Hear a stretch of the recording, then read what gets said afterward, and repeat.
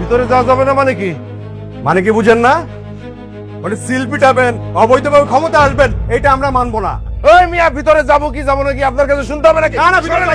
আসসালামু আলাইকুম দর্শক বন্ধুরা, আশা করি সবাই ভালো আছেন। আজকে আমরা কথা বলবো স্কুল গ্যাং সিজন 3 এর আগামী পর্ব নিয়ে, যেখানে ঘটতে যাচ্ছে একের পর এক ভয়ঙ্কর টুইস্ট আর চমকে দেওয়ার মতো ঘটনা। গত পর্বে আমরা দেখেছি নির্বাচনকে কেন্দ্র করে পুরো এলাকা কেমন অস্থির হয়ে উঠেছে। কেন্দ্র দখল, মারামারি, হুমকি সবকিছু মিলিয়ে পরিস্থিতি একদম নিয়ন্ত্রণের বাইরে চলে যায়। অনন্যার বাবা অন্যায়ের বিরুদ্ধে দাঁড়িয়ে নির্বাচন অফিসে অভিযোগ করেন, কিন্তু এর ফলাফল হয় ভয়াবহ। নাসিম মির্জার লোকজন তাকে তুলে নিয়ে যায়, আর তারপর থেকেই তিনি নিখোঁজ। তিনি বেঁচে আছেন না মারা গেছেন এটা এখনও কেউ জানে না। অন্যদিকে হোস্টেলের ঘটনা পুরো গল্পকে নতুন মোড় দেয়। শান্তর জীবনে হঠাৎ করে তার প্রেমিকা এসে উপস্থিত হয়, আর সেই ঘটনা থেকে তৈরি হয় বিশাল ঝামেলা। কিন্তু সবচেয়ে বড় ধাক্কা আসে তখন, যখন সেই মেয়েটি পিস্তল বের করে ফেলে। সবাই প্রথমে ভাবছিল এটা নকল, কিন্তু হঠাৎ করেই গুলির শব্দ।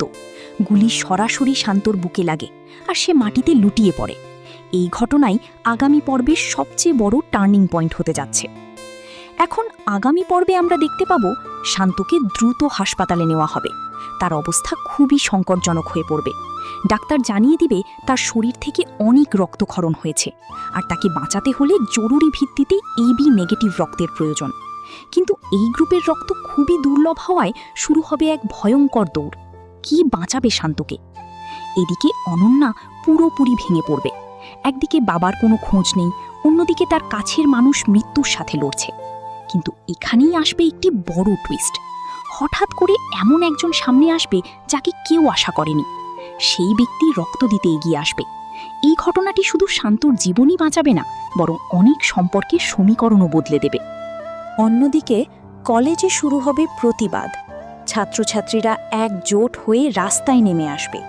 তারা দাবি তুলবে অনন্যার বাবাকে খুঁজে বের করতে হবে এবং নাসিম মির্জার বিচার করতে হবে। রাজ এই আন্দোলনের নেতৃত্ব দিবে, আর ধীরে ধীরে পরিস্থিতি আরও উত্তপ্ত হয়ে উঠবে। এদিকে নাসিম মির্জার দিকেও আমরা দেখতে পাব অন্যরকম দৃশ্য। সে বুঝতে পারবে যে পরিস্থিতি তার নিয়ন্ত্রণের বাইরে চলে যাচ্ছে, তাই সে নতুন করে আরও ভয়ঙ্কর কিছু পরিকল্পনা করতে পারে, যাতে করে সব প্রমাণ মুছে ফেলা যায় এবং সবাইকে চুপ করিয়ে রাখা যায়। সবচেয়ে বড় প্রশ্ন হচ্ছে, অনন্যার বাবা কি বেঁচে আছেন? তাকে কি উদ্ধার করা সম্ভব হবে? আর শান্ত কি মৃত্যুর মুখ থেকে ফিরে আসতে পারবে? দর্শক, এইসব প্রশ্নের উত্তর জানতে হলে আপনাকে অপেক্ষা করতে হবে আগামী পর্বের জন্য। ধারণা করা হচ্ছে স্কুল গ্যাং সিজন 3 এর এই উত্তেজনাপূর্ণ পর্বটি আগামী 3 থেকে 5 দিনের মধ্যেই প্রকাশিত হতে পারে। তাই মিস না করতে এখনই প্রস্তুত থাকুন, কারণ সামনে আসছে এমন কিছু ঘটনা যা পুরো গল্পকে নতুনভাবে ঘুরিয়ে দেবে। ভিডিওটি কেমন লাগলো অবশ্যই কমেন্ট করে জানাবেন। লাইক দিন, শেয়ার করুন, আর আমাদের সাথেই থাকুন। ধন্যবাদ।